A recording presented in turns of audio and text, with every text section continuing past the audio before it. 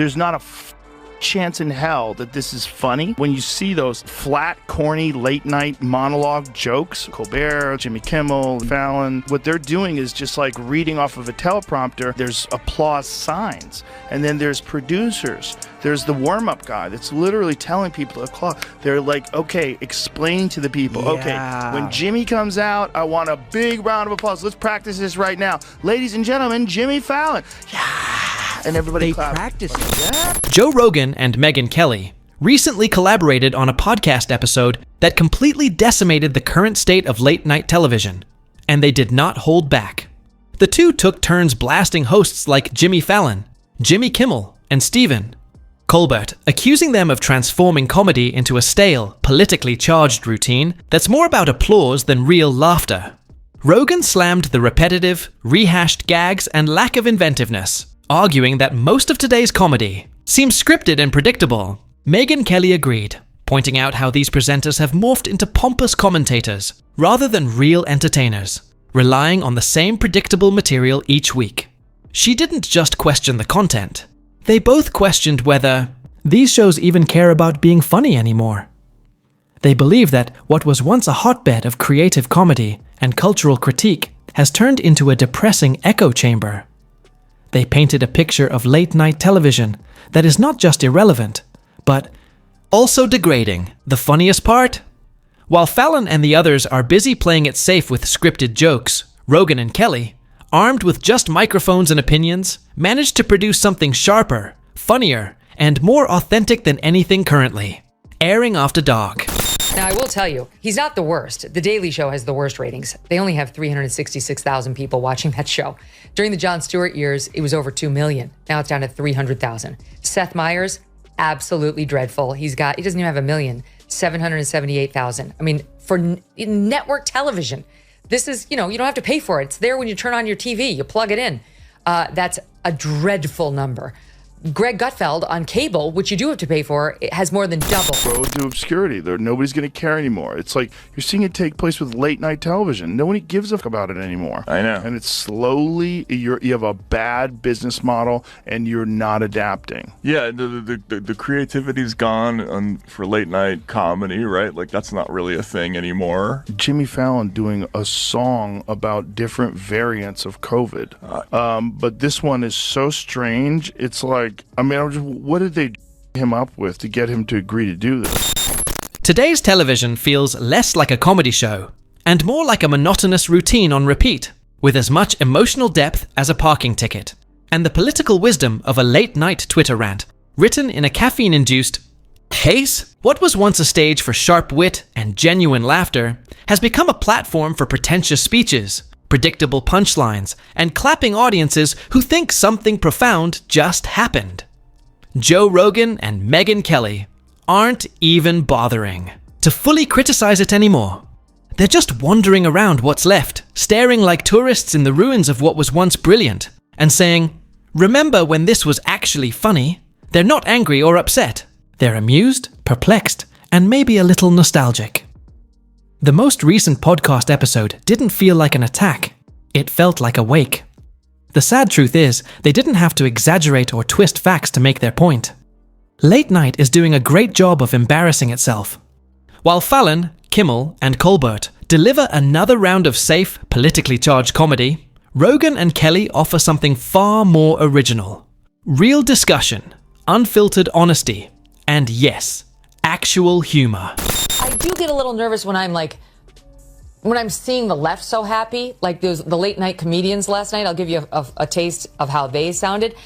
If they're happy, I'm not happy. Like, I'm not happy about the fight, but I'm just saying I'm not like sad and all these people are like forlorn over. It's like, all right, grow up. They're having a dispute. It was bound to happen. They'll get past it. As you point out, Trump is extremely forgiving, and I'm sure Elon is too. I mean, Trump's not... Whatever. Laura Ingraham reported last night she's been told it's irreparable. Nothing is irreparable with Donald Trump. Nothing is irreparable. But here's how the late night losers were making fun of it. Elon gave us a fun one.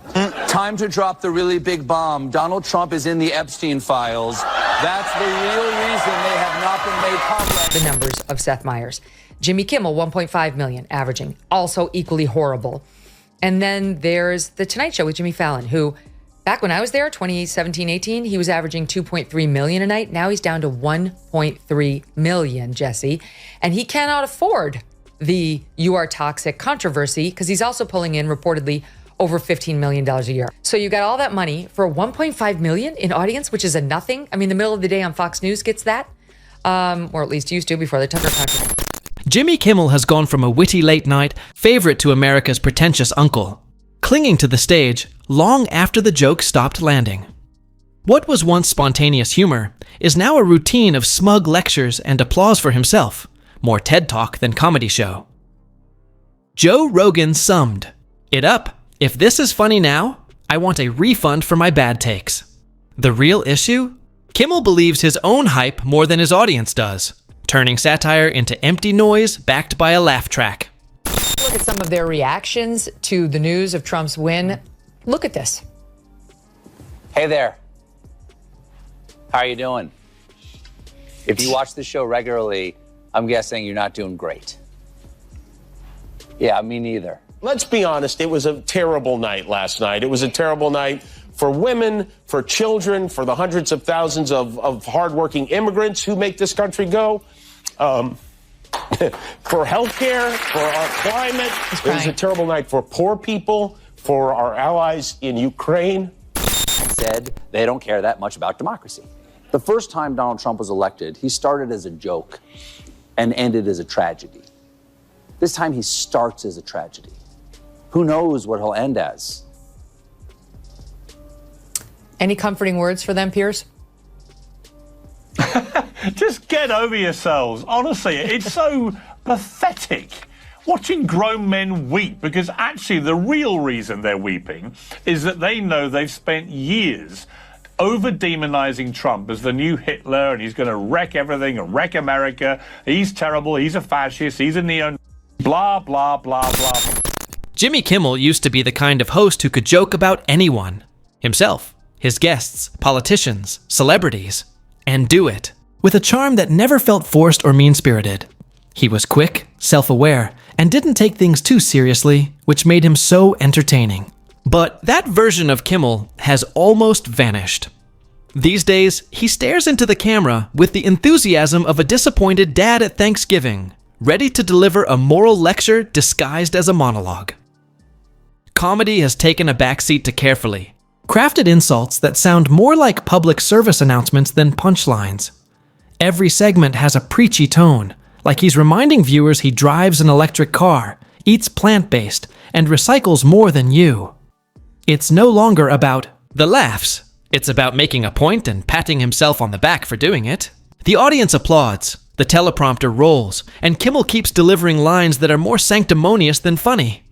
If smug self-satisfaction were a sport, Jimmy would win gold, and somehow still remind you he's morally superior. Yeah, Jimmy Fallon doing a song about different variants of COVID. Did you see that? Have you seen it? This one is so strange. It's like, what did they drug him up with to get him to agree to do this? Like, I want to be in the meet. I want to be a fly on the wall in that meeting where they go, okay, Jimmy, this is what we're going to do. You're going to be singing about all the different variants. And it's like, here's a song. And you're going to be dancing and saying, he's like, okay. There was Alpha, then Delta, then Omicron next. But this latest variant might be the best. It's XBB.1.5. Another brand of COVID-19 has arrived. What is that? That's insanity. Like, look at his little dance. Like, there's no enthusiasm in his face. It's like he's... The day when I was on the prime time of Fox and you were on the prime time of CNN, a couple of hours after our shows ended, late night comics would come on, and they occasionally would make us laugh, Piers. I mean, occasionally they understood that they were in the game of making everyone laugh. As you know, they've abandoned that game now, and they're just political operatives out there. Colbert, Kimmel, Seth Meyers, who I struggle to even mention that guy's name. He's such an absolute prick. I can't stand him. But anyway, it's just my thought bubble out loud. Stephen Colbert, once a master of razor-sharp satire on The Colbert Report, has morphed into a host who preaches more than he entertains. The boundary between his old character and his current persona has blurred, leaving behind a performer who delivers politically filtered jokes with the energy of a scolding school principal. What used to be clever and fearless now feels hollow. Scripted. Sermons masked as comedy, lacking the bite and wit that once made him stand out. Did you see what happened with Colbert's audience? No. Watch this. Okay. This is crazy. Okay. Trump has kind of been thrown on his heels by this, and he's not really sure how to go after Vice President Harris. He knew his attack lines on President Biden. He really has struggled with how to go after someone who's 20 years younger than him, who is a different gender, a different race. I know you guys are objective over there, that you just report the news as it is. No, I know. CNN makes it. I know. Is that supposed to be a laugh line? I wasn't supposed to be, but I guess it is. How crazy is that? The audience is like, shut the up. Wow. That is hilarious. Here's Stephen Colbert grappling with that news. Now, if, like me, you're wondering why the Department of Energy is the one making this judgment, it's because that agency oversees a network of U.S. national laboratories, some of which conduct advanced biological research. No. Bad energy department. No biolabs until you finish building your electric car charging stations.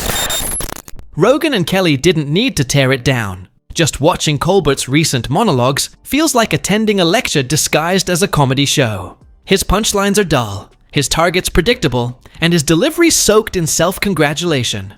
And then there's Seth Meyers, late night's forgotten voice, whose humor resembles a dry group project. With the charisma of a Zoom call and the excitement of a tax seminar, even Rogan joked, "Is this guy allergic to charm?" Meyers now sounds less like a comedian and more like a grad student turning his thesis into a bedtime story. So what do you think? Drop your thoughts in the comments section below. And if you don't want to miss out on the hottest celebrity news, make sure to subscribe to Daily Finder.